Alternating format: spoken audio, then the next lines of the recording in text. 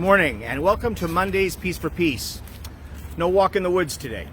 Today we are on Bates Island, which is the halfway point between Quebec and Ontario, and it's an island that sits in the middle of the Ottawa River near where I live.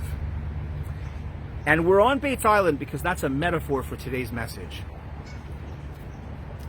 Straight out, what do you do when you're pretty sure that you're stuck on an island of sadness?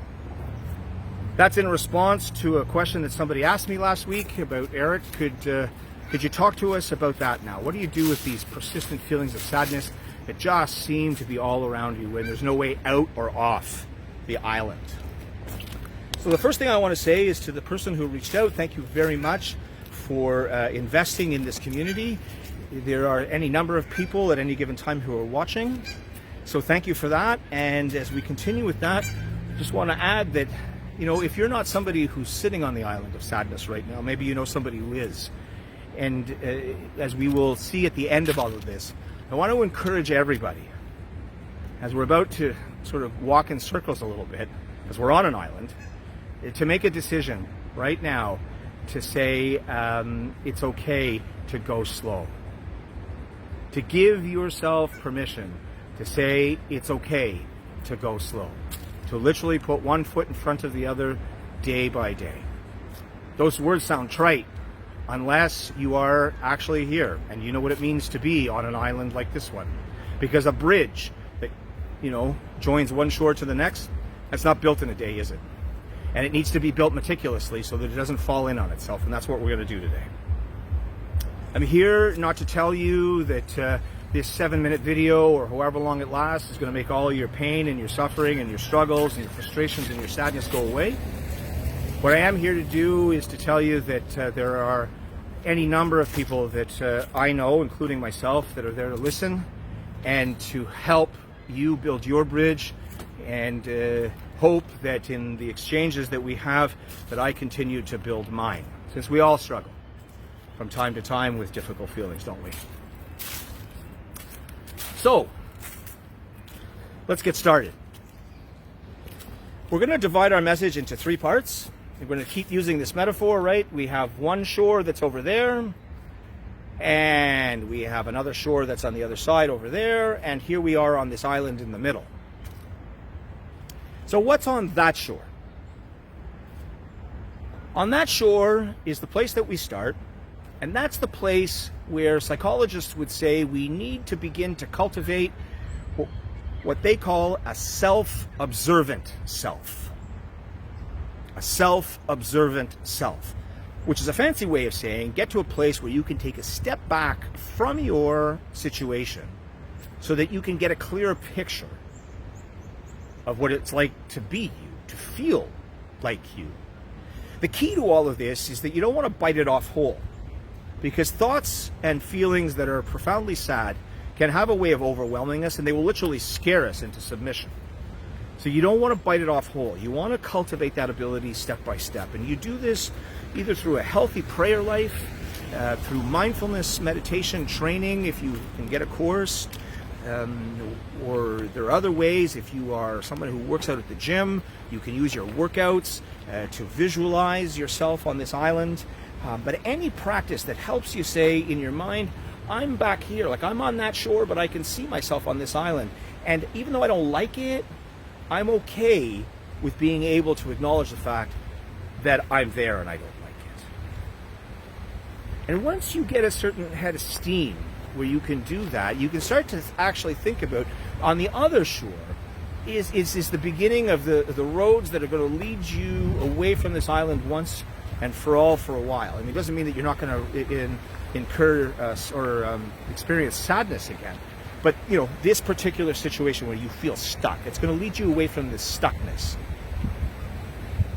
And those are the various therapies that exist to help with these things. Things like acceptance commitment therapy, or solutions focused therapy, or logo therapy, or gestalt therapy, art therapy, pet therapy. There are any number of them. And the thing that I want to mention about the use of the word therapy is that I am really aware that sometimes that even that too can seem scary. Nobody likes to think that they're broken. But let's look at it logically for a second. If I'm a sports athlete and I pull a muscle and I spend my whole life limping around on crutches, don't you think it's going to be a moment when somebody says, you know, Eric, you might want to consider going to see a physiotherapist? And then I turn around and say, yeah, but, you know, physiotherapists, I don't like them because, you know, I don't want to think I'm broken. Yeah, but you're limping. Go see a physiotherapist. You see where I'm going with that? The idea is that because, you know, when we are suffering emotional struggles, somehow we're trained to think that, oh my God, that makes us weak and deficient. But that's not true, right? Any more than if I pull a muscle playing soccer, let's say, that I'm weak and deficient. No, I just had an accident and I pulled a muscle and I need to go get that taken care of if I don't want to limp for the rest of my life. All right. So in the middle of all of that, what does it mean to reach out or find that bridge stopover point between one shore and the next? It's going to sound trite, but I want you to know that it's not. And I want you to go back for just a second to that moment that we stopped, just like we're stopping now, and I said we're going to make a decision to accept the fact that, you know what, there's no shame in being here, that there are ways to reach out, and it's okay to go step by step and go slow. It's okay. And the answer is, the stop-off point is reach out to a friend, be a friend. You know, that expression that I like to say, be blessed, be a blessing, that's what it's all about. Reach out to a friend, reach out and be a friend. And I know that sounds trite, but I'm going to tell you it's not, actually. There's some real science behind that. Many years ago, I took a course given by the Department of National Defense and the Canadian Red Cross and the Canadian Ranger Patrol.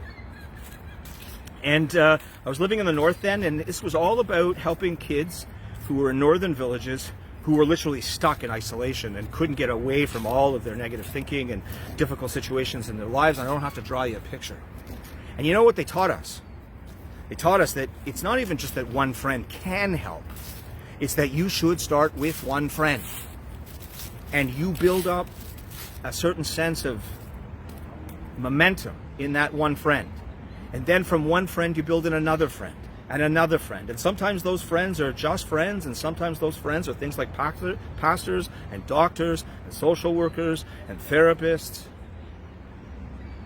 And you do what you need to do.